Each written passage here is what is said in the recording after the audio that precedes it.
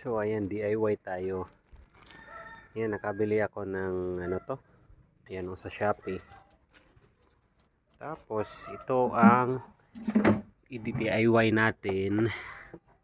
Ilalagay dito. Ayan. Kasi nga yung problema natin na pumapasok doon ng ano, dumi. Malapit sa karburador. Kaya ito ilalagay natin dito. Ayan o. Na-bend na siya gamit ang yan, hot air. Unti-unti lang. Pero itong ano naman ang kailangan natin, itong gitna. So ito. Gamit itong mga screws na CNC. So ito yung yan. Yung butas natin.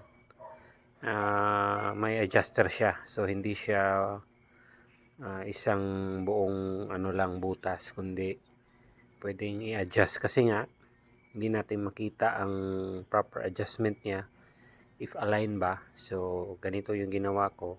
Pagkatapos na ilagay, hindi muna hihigpitan, i-align muna natin na ano siya, align sa tire hugger at sa tire ito. Okay, so ayan o. Tapos higpitan, ayan na siya. Ayan. So align, yan o. Yan.